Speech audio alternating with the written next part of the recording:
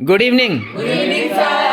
अच्छा, तो आज हम बात करेंगे किसकी, हेल्पिंग वर्ब, और उसको क्या बोलते हैं, auxiliary verb. Very good very good. तो बेसिकली ये कितने प्रकार के होते हैं, दो प्रकार के होते हैं, एक प्राइमरी ऑक्सिलरी और दूसरा model auxiliary. Very good very good very good, ठीक है। तो प्राइमरी ऑक्सिलरीज वो होते हैं जो वाक्य का मतलब पूरा करने के लिए मुख्य क्रिया को जो मदद करते, वो कहलाते हैं primary auxiliaries. The verb which helps the main verb to complete the meaning of the sentence is called the auxiliary verb or the helping verb। ठीक है, तो इसको अब एक एग्जाम्पल से समझते हैं। जैसे ही इज रीडिंग, तो रीडिंग क्या है, इसमें मेन वर्ब है और उसको मदद क्या कर रहा है, इज। तो जो ये इज है यही है हमारा हेल्पिंग वर्ब।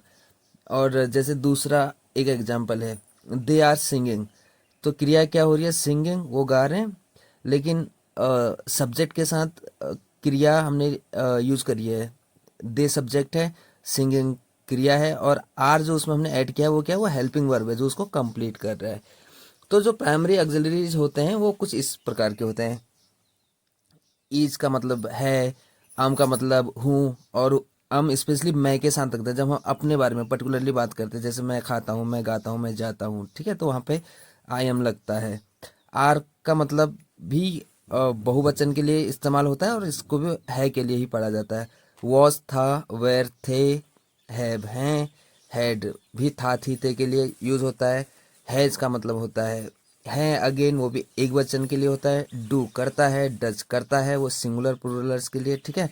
डिड किया, सेल करूंगा या होगा, विल करेगा, अगेन या होगा, कैन सकता है। तो बेसिकली ये है हमारे प्राइमरी ऑक्सिलरीज।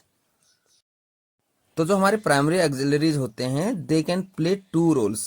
पहला role helping the main verb, वो मुख्य क्रिया की मदद करते हैं, और दूसरा होता है completing the meaning on their on. इसका मतलब है खुद ही पूरा वाक्य को पूरा करना बिना किसी मुख्य क्रिया के। अब इसको भी एग्जांपल से समझते हैं। जैसे you are reading a book, आप किताब पढ़ रहे हो, तो यहाँ पे रीडिंग क्या हो गया, मेन क्रिया है, और जैसे हमने कहा कि एक मुख्य क्रिया को मदद करते तो आर हमने यहाँ पे इस्तेमाल किया। अब दूसरा एक एग्जांपल मैं आपको बताता हूँ, यू आर ए स्टूडेंट। अब कंप्लीट सेंटेंस क्या हो गया कि आप विद्यार्थी हैं, बट हम बता रहे हैं कि आप विद्यार्थी हैं, बट यहाँ पे कोई क्रिया नहीं हो रही है, तो हमने यहाँ पे क्या यूज किया, आर। तो आर क्या हो गया हमारा, हेल्पिंग वर्ब। तो ये दो तरीके से हमें पूरा सेंटेंस को बनाने में मदद करते हैं। एक तो मेन क्रिया को ये मदद करते हैं, और दूसरा ये खुद ही बिना मेन क्रिया के भी सेंटेंस को पूरा कर देते हैं।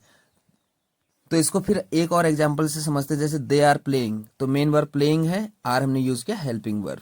Again she is a doctor, अब हम बता रहे कि वो एक डॉक्टर है, तो डॉक्टर कोई क्रिया तो नहीं हो रही है, बट इज जो हमने इस्तेमाल किया है क्या है, वो हेल्पिंग वर्ब है। तो ऐसे होता है हमारा ये प्राइमरी ऑक्सिलरीज। अब नेक्स्ट चैप्टर में हम बात करेंगे मॉडल ऑक्सिलरीज की, जो डिफाइन करता है कर्ता के मूड को। बेसिकली इसको ऐसा बोला जाता है। तो नेक्स्ट चैप्टर में अब करेंगे हम मॉडल वर्ब।